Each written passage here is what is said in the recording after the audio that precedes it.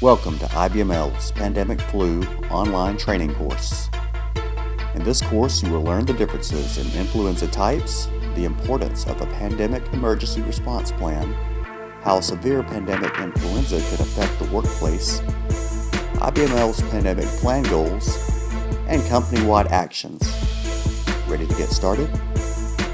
Before we can learn about different influenza types, it is important to know more about a pandemic in general. A pandemic is a global disease outbreak that is determined by how the disease spreads and not by how many deaths it causes. When a new influenza virus emerges, a flu pandemic can occur due to the virus being new and the human population having little or no immunity against it. Lastly, the virus can then spread quickly from person to person, causing a large percentage of the world's population to require some form of medical care. Now, let's take a look at different influenza types. First, we have the seasonal influenza. This refers to periodic outbreaks of respiratory illness during the fall and winter months. These outbreaks are typically limited as most people have some immunity to the circulating virus. However, a vaccine is prepared in advance and designed to match the influenza viruses that are likely to be circulating within the community. Next, we have a pandemic influenza. This influenza refers to a worldwide outbreak among people when a new strain of the virus emerges and has the ability to infect humans and spread from person to person. During the early phases of this influenza, people may not have natural immunity to the new strain. Therefore, the disease could spread rapidly among the population. Pandemics can vary in severity from something that seems like a bad flu season to a severe influenza pandemic that could lead to high levels of illness, death, social disruption, and economic loss. Finally, we have the avian influenza, also known as the bird flu. This is caused by a virus that infects wild birds and domestic poultry. Some forms of this influenza are worse than others due to the strain in this virus crossing the species barrier to infect humans. This influenza infection in humans could come from having some form of contact with infected poultry. Now that we have different influenza types, let's talk about why it's important to have a pandemic response plan in place. It's important for various reasons, such as the following. It reduces the impact of a pandemic within our operations, employees, customer, and/or the general public. Employers play a key role in protecting employees' health and safety, even in a flu pandemic. By having a contingency plan in place, businesses can help limit any negative impact on a global economy or society and have employees trained on what to do in an emergency situation. And finally, proper planning allows employers to better protect their employees and potential disruptions in supplies or services. With those being the reasons of having a response plan in place, employees should have an understanding of how a severe pandemic influenza could affect the workplace. Unlike natural disasters or terrorist events, an influenza pandemic can be widespread, affecting multiple areas of the United States or other countries at the same time, or can be an extended event having multiple outbreaks in the same geographic area that could last from 6 to 8 weeks. If this ever took place, the American workplace could likely experience absenteeism, which is a pandemic affecting as many as 40% of the workforce during periods of peak influenza illness. Change in patterns of commerce, where consumer demand for items related to infection control is likely to increase, while customer interest in other goods may decline, and/or experience interrupted supply delivery, which shipments of items from those geographic areas severely affected by the pandemic may be delayed or canceled. Each could likely be experienced during a severe pandemic influenza.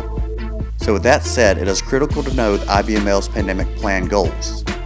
IBML's first priority is to ensure the health and safety of IBML personnel, vendors, and customers.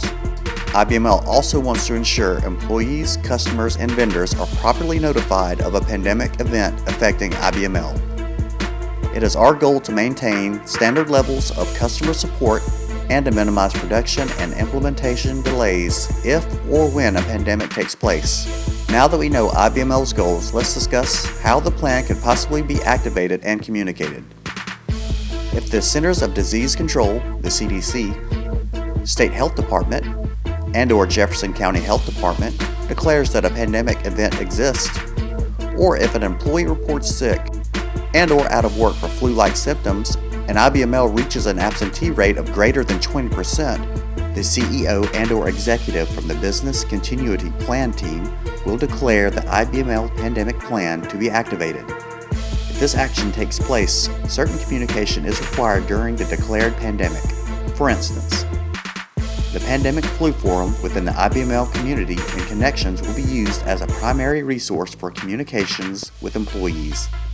All employees are expected to follow this forum. The emergency notification system will also be used to notify all employees via text or email to check the forum for specific instructions and any critical information when the plan is activated. Once the pandemic plan has been activated, employees are expected to keep contact with their manager as to their status and to review their department's response plan located in the Pandemic and Epidemic Wiki in the Disaster Recovery Business Continuity Community. Please note we will discuss where to locate your department's response plan later on in this course. And finally, each manager is responsible for reporting to Human Resources on a daily basis the status of their team while the pandemic plan has been activated.